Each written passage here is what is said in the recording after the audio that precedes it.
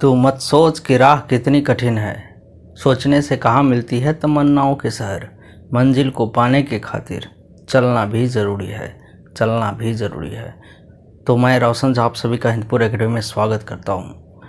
उम्मीद है कि आप इससे पहले वाले वीडियो जो है वो देख लिए होंगे, जिसमें मैंने आपके क्लास 10th के जो है वो मैथमेटिक्स का बहुत सारे उसमें सवाल सामने बता दिए हैं। चैप्टर 1 का रियल नंबर्स चैप्टर 1 का हमने क्वेश्चन सॉल्व किया है। आज हम उसी के आगे क्वेश्चन सॉल्व करेंगे।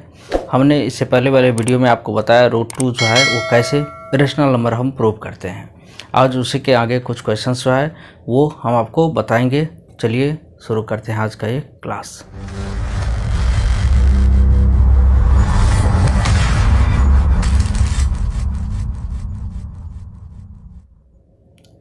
तो हमारा जो आज का सवाल है, प्रश्न है, वो ये है कि प्रूव डैट √5 इज़ इरेशनल। हमने इससे पहले वाले वीडियो में भी जो है आपको बताया कि √2 को कैसे हम इरेशनल प्रूव करेंगे। अगर आप समझ गए हैं तो इस वीडियो को आप पॉज कर दो और इसको जो है क्या करो, आप प्रूव करो। अगर हो पाता है तो ठीक है, नहीं होता है तो इस वीडियो को आप अभी देखो। इससे पहले वाले वीडियो जो है क्लास 10th के जो है बहुत सारे हमने अपलोड कर दिया है चैप्टर 1 के रियल नंबर्स का। अगर आप नहीं देखे हैं तो जाके जो है प्लेलिस्ट पे जाओ और प्लेलिस्ट में क्लास 10th पे क्लिक करो और क्लास 10th पे जाके आप बहुत सारे वीडियो है उसको देखो पहले, ठीक है। चलिए इसको हम सॉल्व करते हैं। सबसे पहले जो है हम इसको क्या करेंगे, सॉल्यूशन लिखेंगे। और इसमें हमें कह रहा है क्या, प्रूव डैट √5 इज़ इरेशनल। हम सबसे पहले इसको क्या मानते हैं, हम इसको मानेंगे कि भाई साहब ये √5 जो है इरेशनल नहीं, क्या है, रेशनल है। हम इस सबसे पहले इसको इसमें यह मान लेंगे, लिखेंगे let us assume that √5 is rational. √5 जो है वो क्या है, रेशनल है। मतलब हम इसमें लिखेंगे, हिंदी मीडियम्स वाले भी जो है इसको समझ सकते हैं। हम हिंदी में बता देते हैं कि माना कि √5 क्या है, परिमेय संख्या है। रेशनल मतलब होता है परिमेय, इरेशनल मतलब होता है अपरिमेय, ठीक है। अब देखिए हम मान लिए कि क्या √5 क्या है, रेशनल है, तो हम इसको क्या लिख सकते हैं, √5 जब हमारा रेशनल हो गया तो दैट्स इम्प्लाइज √5 इज कल टू कितना हो जाएगा, रेशनल नंबर क्या होता है, P/Q के फॉर्म में होता है ना, P/Q के फॉर्म में होता है rational number, where P and Q are क्या है, कोप्राइम होता है। कोप्राइम क्या होता है, सह अभाज्य संख्या होता है। मतलब वैसा नंबर जो खुद से और उसका 1 ही जो है उसी से वो डिविजिबल हो, यानी कि उसका एचसीएफ हमेशा 1 आता है, यानी कि उसका जो हमेशा फैक्टर होता है वो इटसेल्फ एंड 1 ही होता है, उसी को हम कोप्राइम कहते हैं।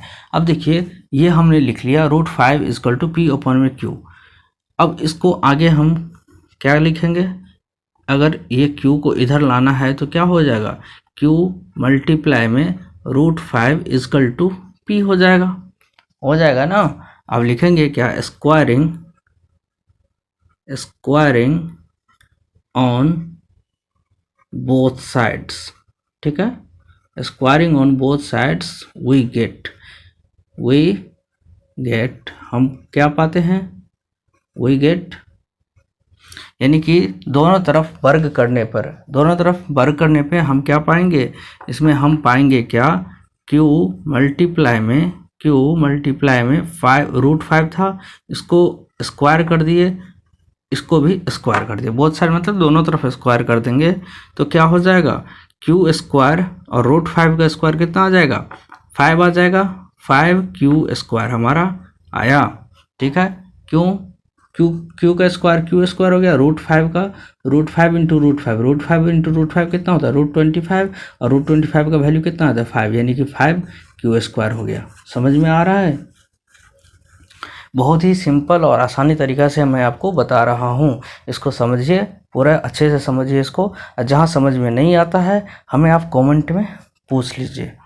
अब देखिए 5Q स्क्वायर इक्वल टू जो है वो P स्क्वायर हो गया। अब यहाँ इसको और हम एक प्रोसेस में इसको एक चीज़ मान लीजिए, इक्वेशन 1 मान लीजिए, ठीक है, इसको इक्वेशन 1 मान लेंगे। और यहाँ एक और स्टेप लिख सकते हैं क्या, Q square equal to P square upon में 5 हो जाएगा। यहाँ मल्टीप्लाई में था, इधर आ गया इक्वल टू के इस तरफ, तो क्या हो जाएगा 5 डिवाइड्स में हो गया।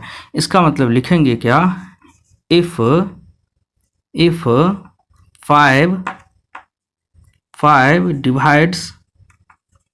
divides p square, then 5 also divides p।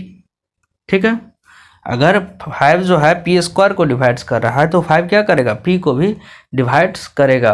क्यों करेगा, मैंने आपको बता दिया हूँ कि एक थ्योरम्स है, जो थ्योरम्स क्या कहता है कि कोई नंबर्स जो है अगर उसके स्क्वायर्स को डिवाइड करता है तो वो नंबर्स उस नंबर को भी, यानी जिसका स्क्वायर है उसको भी डिवाइड्स करेगा। ठीक है, तो यहाँ 5 जो है वो पी स्क्वायर को डिवाइड्स कर रहा है, तो यानी कि 5 जो है पी को भी डिवाइड्स करेगा। ठीक, समझ में आया आपको। अब लिखेंगे क्या, now let's p equal to 5c। 5 क्या है यहाँ, 5 क्या है, 5 जो है p का डिविजिबल है और c हमने कोई एक इंटीजर ले लिया। लिखेंगे वेयर c इज इंटीजर। ठीक है, c क्या है, कोई इंटीजर है। ठीक है, c क्या है, कोई इंटीजर है। इतना समझ में आपको आया। चलिए, इस पर थोड़ा सा जगह कम है, इसको मिटाते हैं। नोट नहीं किए हैं तो इसको आप नोट कर लीजिए। ठीक है, चलिए इसको आगे लिखते हैं हम।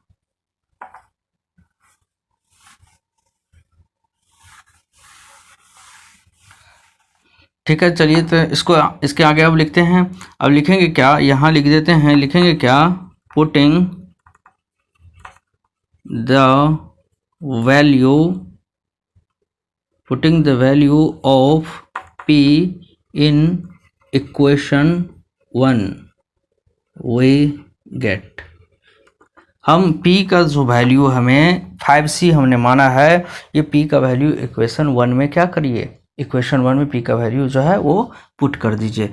हमारा इक्वेशन 1 के जो क्या था 5q स्क्वायर था ना, 5q square equal to p square था, और p का वैल्यू कितना आया है, 5c आया है।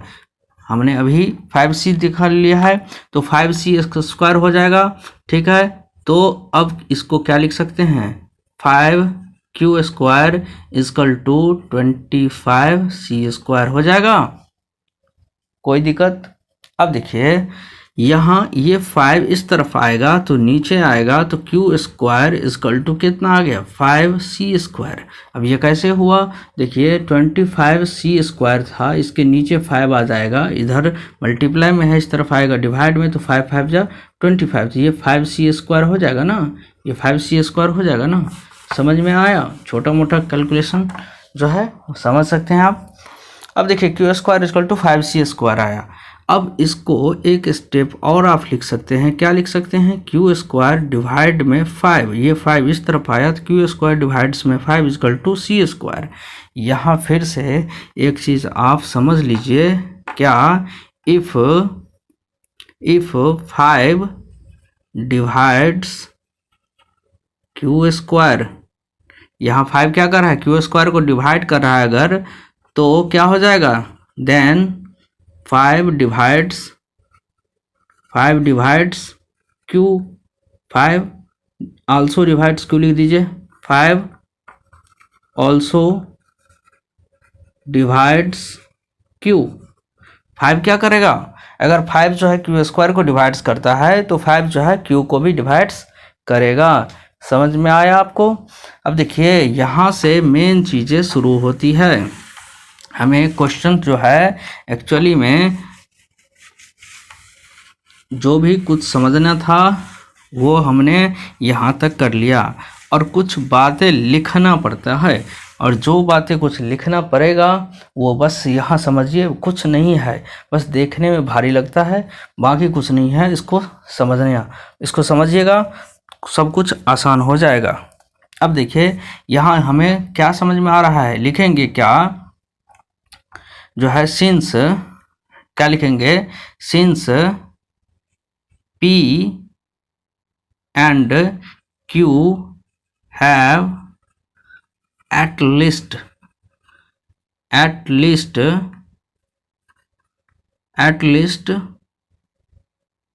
5 as a common factor। ठीक है, इतना समझ में आया? क्या आया कि P और Q के पास कम से कम 5 जो ये डिजिट है ना, वो उसका एक फैक्टर है, क्योंकि दोनों को ही डिवाइड कर रहा है ये, इसका मतलब उसका वो ये क्या है, ये एक फैक्टर है। ठीक है, ये इसका जब फैक्टर है तो क्या हो जाएगा, फैक्टर होगा, इसका मतलब P और Q तो को प्राइम नंबर नहीं हुआ ना, क्योंकि को प्राइम नंबर का क्या होता है, को प्राइम नंबर का सिर्फ फैक्टर इटसेल्फ और 1 ही होता है और कोई नंबर्स नहीं होता है। यहाँ तो कह रहा है कि P एंड Q का दोनों का जो है फैक्टर कितना आ गया, 5 आ गया। ठीक है, तो यहाँ जो है हम क्या करेंगे, एक चीज़ समझेंगे, क्या समझेंगे, लिखेंगे क्या, therefore this contradicts the fact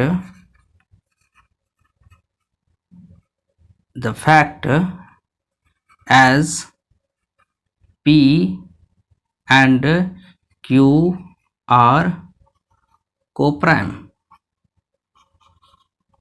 अब देखिए, इसको समझिए। अब ये कोई बड़ी जो है लिखने ये जो नंबर्स आ रहा है ना, ऐसे करके लिखना दिखने में बड़े भयावह लग रहा है, ऐसा कुछ है नहीं। इतना समझ में आ गया आपको कि P और Q के पास एटलीस्ट 5 जो है वो क्या है, कॉमन फैक्टर है। तो हम लिख दिए क्या कि ये जो कॉन्ट्राडिक्शन हो रहा है, कॉन्ट्राडिक्ट हो रहा है, वो उसका फैक्ट ये है, ये बता रहा है कि P और Q जो है वो कोप्राइम को कॉन्ट्राडिक्ट कर रहा है, क्योंकि हमने माना था ना कि √5 इज अ रेशनल, और √5 रेशनल था तो √5 P ओपन में Q होगा, और P और Q वहाँ क्या था, को प्राइम था। तो को प्राइम का जो है यहाँ ये कॉन्ट्राडिक्ट कर रहा है। तो जब ये कॉन्ट्राडिक्ट कर रहा है तो हमने जो एजम्पशन माना था कि √5 इज अ रेशनल, ये हमारा एजम्पशन क्या हुआ, गलत हो गया। तो लिखेंगे क्या, सो दिस शोज दैट, लिखेंगे सो दिस शोज डैट, ये क्या दिखाता है, ये क्या बताता है, दिस शोज डैट आवर